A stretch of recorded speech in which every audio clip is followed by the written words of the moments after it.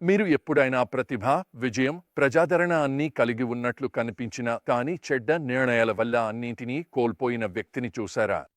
మనం బైబిల్లోని అత్యంత విషాదకరమైన కథలలో ఒకటైన శింషోనుని పతనాన్ని చూద్దాం. ఆయన కథ మనకు స్పష్టమైన గుణపాఠాన్ని నేర్పుతుంది. దైవిక స్వభావం లేకుండా గొప్ప వరాలు కలిగి ఉండటం పరిణామాలకు దారితీస్తుంది.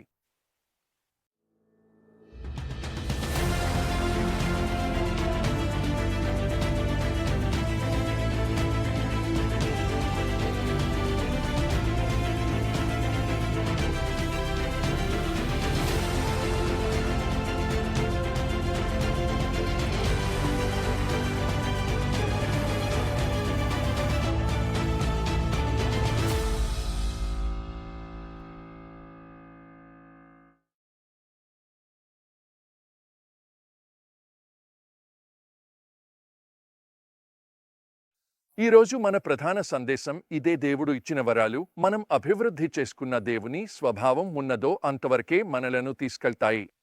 న్యాయాధిపతులు 15:9 శింషోనుని కథలో అతను శక్తి పరాకాష్ఠలో ఉన్నాడు. అతను కేవలం ఒక గాడిద దవడతోనే 1000 ఫిలిస్తీయులను ఓడించాడు. యెహోవా ఆత్మ అతనిపై ఉండి అతనికి అద్భుతమైన బలాన్ని ప్రసాదించింది.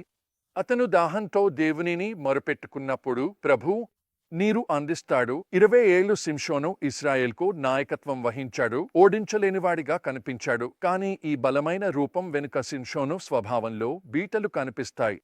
న్యాయాధిపతులు 16:1లో శింషోను గాజాకు వెళ్లాడు, వేశ్యను చూశాడు. అతను ఆమెతో రాత్రి వెళ్లాడు. ఈ చిన్న వాక్యము శింషోను జీవితంలోని ఒక గొప్ప బలహీనతను వెల్లడిస్తుంది. అతను స్త్రీలతో ఆరోగ్యకరమైన సంబంధాలను ఏర్పరచుకోలేకపోవడం. ఈ లోపమే శింషోను చివరికి పడిపోవడానికి కారణమవుతుంది. అతను దలీలాతో ప్రేమలో పడతాడు, కానీ ఆమె అతని విశ్వాసాలను, దేవుని పట్ల నిబద్ధతను పంచుకోదు. కొనసాగింపుగా మోసం మరియు విశ్వాసఘాతం కలిగిన నాటకం అవుతుంది. దలీలా శింషోనును బల రహస్యాన్ని 3 సార్లు అడుగుతుంది. అతను 3 సార్లు అబద్ధం చెబుతాడు. ప్రతిసారి ఆమె అతనిని మోసం చేస్తుంది. అతను తిరిగి వెళ్తాడు. కీలకమైన సమస్యలను వెల్లడిస్తుంది. మొదటిది గర్వం. శింషోను దలీలాతో మళ్ళీ ఆటలాడటం తనకు దేవుడు ఇచ్చిన బలంపై అతనికి ఉన్న అహంకారాన్ని సూచిస్తుంది. అతను తనను ఎవరూ ఓడించలేరని నమ్మినట్లు కనిపిస్తున్నాడు. రెండవది తప్పు నమ్మకం. దలీలా మోసం అనే ఆధారాలు ఉన్నా శింషోను తన ఒప్పందం కంటే ఆమెను ఎక్కువగా నమ్ముతాడు. మూడవది భావోద్వేగ అంధత్వం. దలీలాపై శింషోనుకు ఉన్న ప్రేమ తీర్పును మసకబార్చి అతను విపత్తుకు దారితీసే నిర్ణయాలు తీసుకుంటాడు. నాలుగవది చివరికి అతను వేధించడంతో క్షీణించిపోతాడు. తన బలానికి నిజమైన మూలం ఏమిటో అతని కోయని జుట్టు దేవునితో నజరి ఒడంబడిక ప్రతీకగా ఉన్నదని శింషోను వెల్లడిస్తాడు. ఈ బలహీనత క్షణం ఫిలిస్తీయుల పట్టుబడటానికి దారితీస్తుంది. వారు అతని కళ్లను పొడిచి కారాగారంలో వేస్తారు. ఈ వచనం మనకు ఒక భయానకమైన విషయాన్ని తెలియజేస్తుంది. కానీ అతను ప్రభువు తనను విడిచిపెట్టినట్లు తెలుసుకోలేదు. న్యాయాధిపతులు 16:20 శింషోను బాహ్యంగా బలవంతుడిగా కనిపించిన అతని అంతర్గత బలహీనతను సేపు దాచిపెట్టింది. దేవుని సన్నిధి తనను విడిచిపెట్టినప్పుడు అతనికి అది గ్రహించలేదు. ఈ చీకటి క్షణంలో మనకు ఆశాకిరణం కనిపిస్తుంది. తన అవమానం మరియు బాధలో శింషోను మనసు మారినట్లు అనిపిస్తుంది. అతని ప్రార్థన సర్వాధికారి ప్రభు నన్ను జ్ఞాపకం చేసుకోండి. దయచేసి దేవా ఒక్కసారి నన్ను మరల బలపరచు. న్యాయాధిపతులు తన బలహీనతలో శింషోను చివరికి నిజమైన ఆధారంతో దేవుని వైపు తిరిగాడు. దేవుడు తన కృపలో శింషోనుకు చివరిసారి బలం ప్రదర్శించే అవకాశం ఇచ్చాడు. శింషోను ఫిలిస్తీయుల దేవాలయపు స్తంభాలను తోసి పడగొట్టి తన ప్రాణాన్ని త్యాగం చేశాడు. కానీ తన మరణంలో అతను తన జీవితం కంటే ఎక్కువ శత్రువులను ఓడించాడు.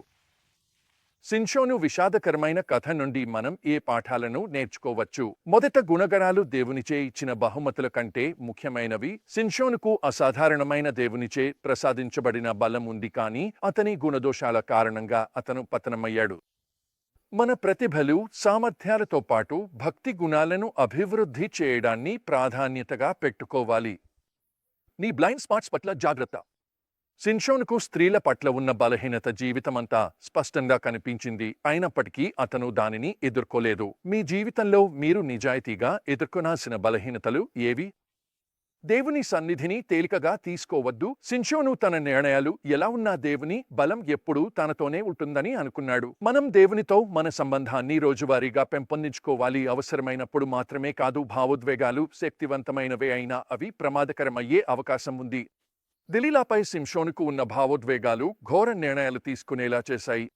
భావోద్వేగాలు చెడ్డవి కావు, కానీ అవి జ్ఞానం మరియు దేవుని పట్ల నిబద్ధత ద్వారా మార్గనిర్దేశం. దేవుని వైపు తిరగడానికి ఆలస్యం కాదు. వైఫల్యాల తర్వాత కూడా శింషోను దేవునిని పిలిచినప్పుడు ఆయన ప్రార్థనను ఆలకించాడు.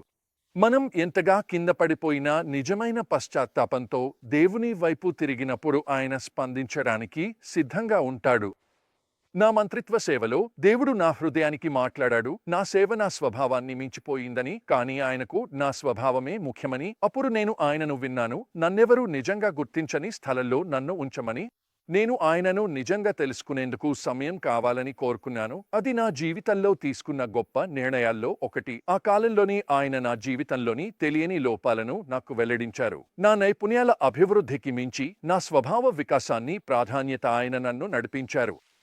ఆ నిర్ణయాన్ని నేను ఎప్పుడూ పశ్చాత్తాపపడలేదు. ముగింపు ముందు సవాలు: మీరు ప్రతిభపై ఆధారపడుతున్నారా, కానీ స్వభావాన్ని పరిగణనలోకి తీసుకోవడం మర్చిపోతున్నారా? గుర్తుంచుకోండి, ఇది మనం దేవుని కోసం ఏమి చేయగలమో మాత్రమే కాదు, క్రీస్తులో మనం ఎవరిగా మారుతున్నామో కూడా ముఖ్యం.